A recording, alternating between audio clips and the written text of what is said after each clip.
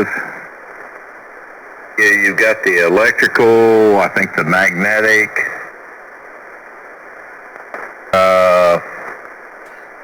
we're still like ancient man, which thought earth, fire, wind. Now we're thinking electrical, magnetic, gravitational. Might be another force in there. But now, of course, we're coming up with dark matter and what is it? Dark energy or something like that. Yeah, but they can't make it work. Well, you can't. The biggest problem is we can't make Einstein's theory of relativity. We can't find a mathematical way to correlate between the theory of relativity and quantum mechanics.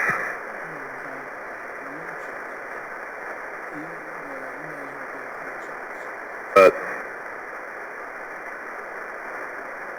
there has to be something else out there.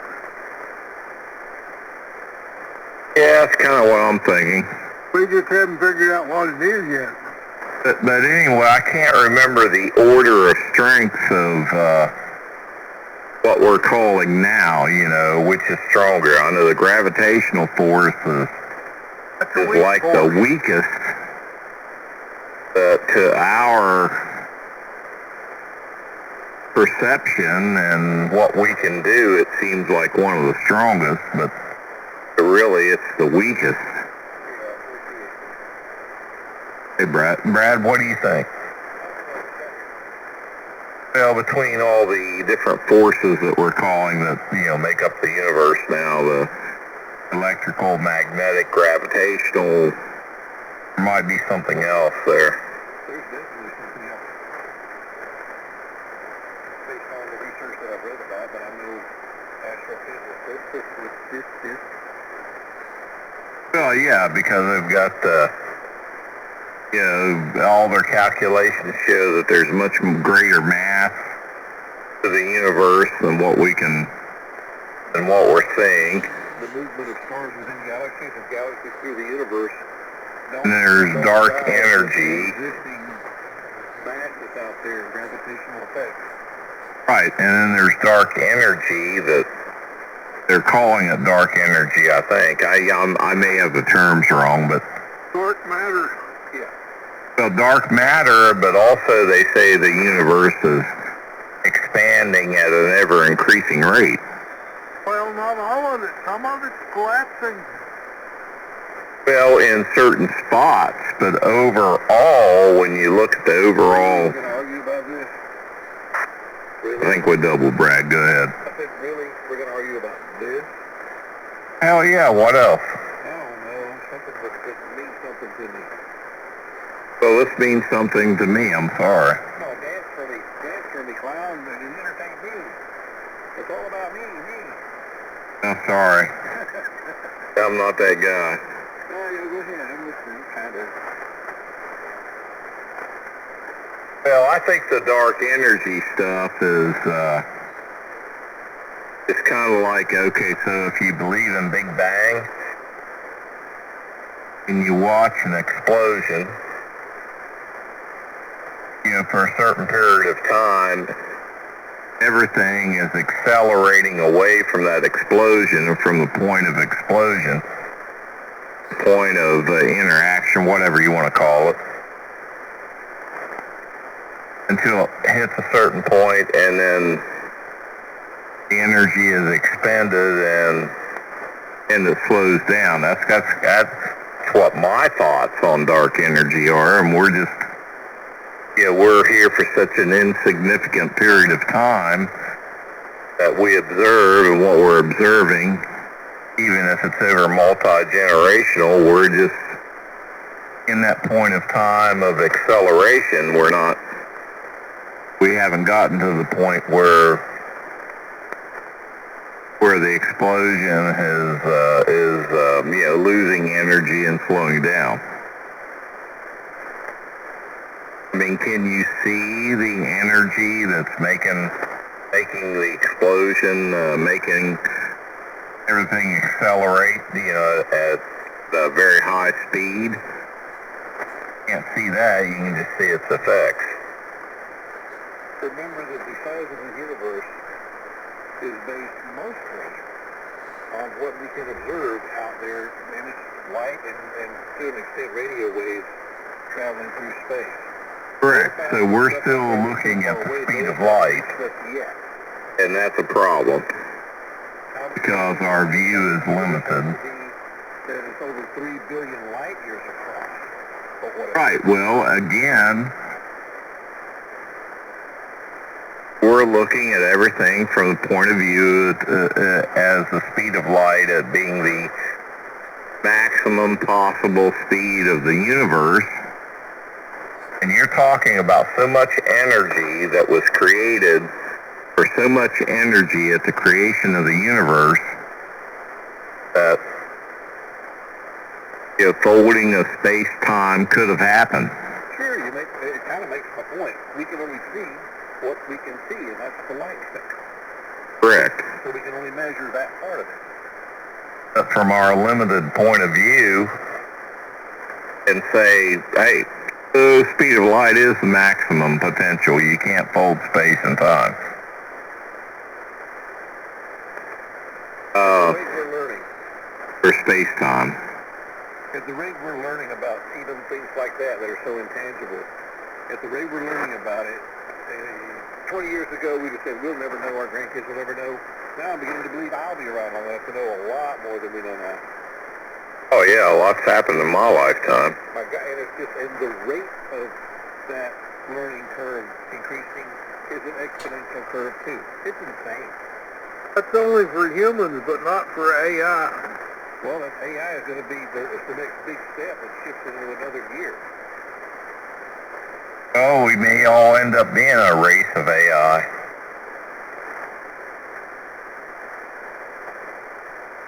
I won't.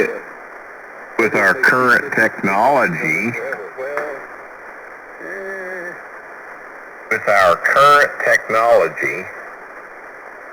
you can't take this limited body and travel the universe. Physically. Hey, you can't do it. Unless we can fold space and time. Well, yeah, if we come up with a way to fold space-time. But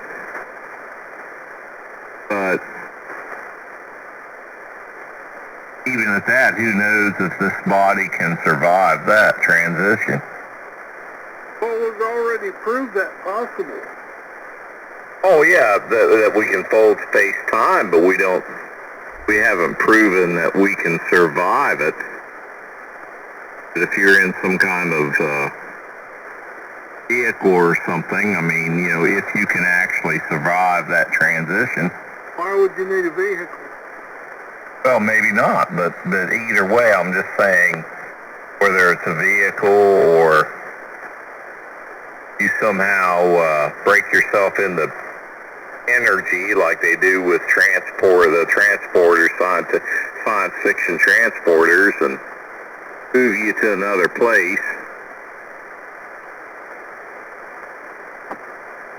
I mean, you don't know. We have no idea whether or not you can actually do that. You got to realize everything is a moving target. For sure. So, including the universe. That's what I'm saying. if you could transport yourself somewhere, about the closest you could get would be within maybe 10 miles of the atmosphere. But if the planet is spinning and the solar system the planet is in is spinning,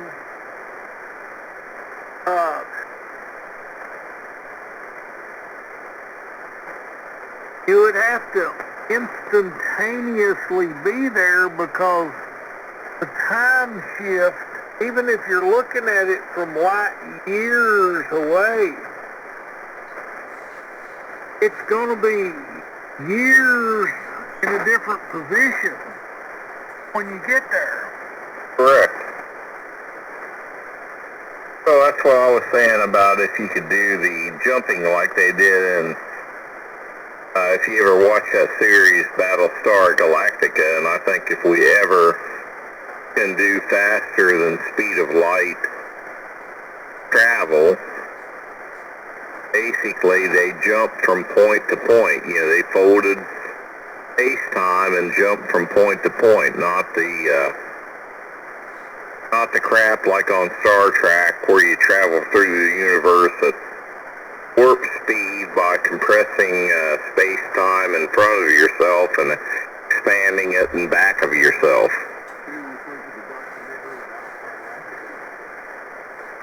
Yeah. That made a lot more sense to me as far as their travel. Yeah, I think you're going to have to generate enough energy to hold space-time and jump from point to point. Well, what did Einstein, what's his theory of energy? Energy is equal to the mass times the speed of light squared. So correct, one and the grain problem of is sand contains enough energy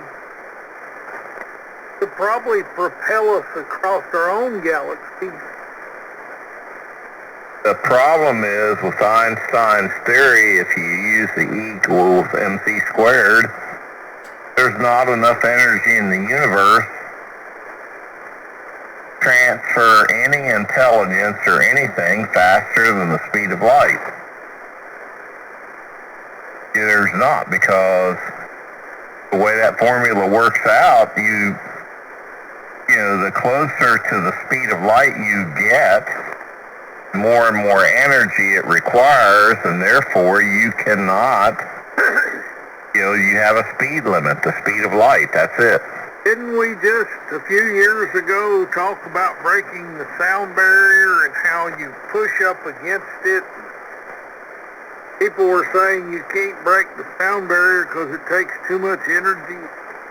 Well, that's what I was saying earlier, because now with the big colliders, you know, like the one up in Sweden and a couple we have, where we are actually seeing at the quantum level, you know, particles appear at the same time at different points in space. And the problem is we can't come up with mathematics, or we can't come up with a theorem or anything that will correlate between Einstein's theory of energy, you know, mass equals mc squared, and quantum mechanics, what we're actually visually seeing with quantum mechanics. Okay, there's a fly in the ointment. Correct. And you've said it multiple times, according to what we can see.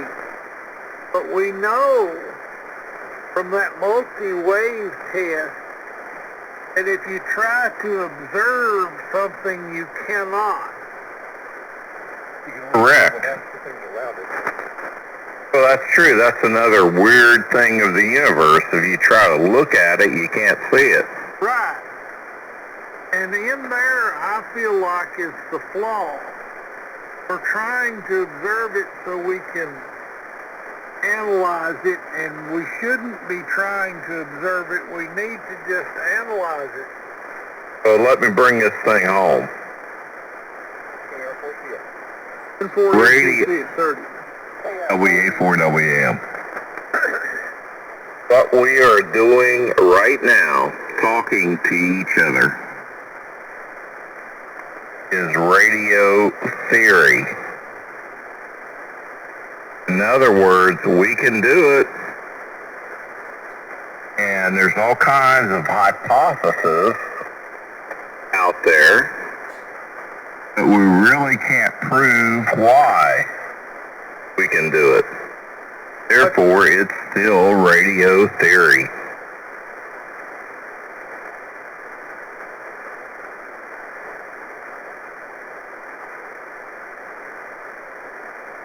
And this has been around forever.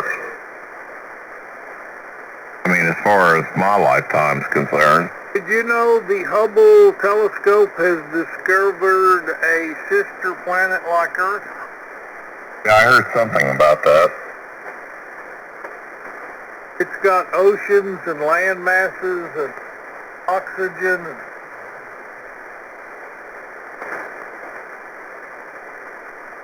Chris, Yeah.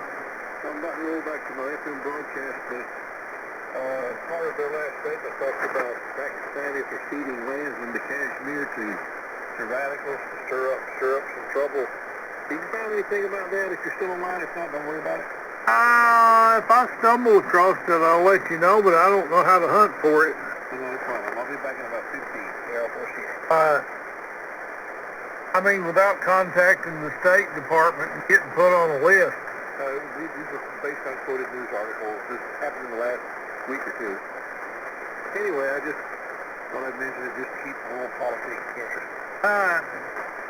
Yeah, 4CA back in 50.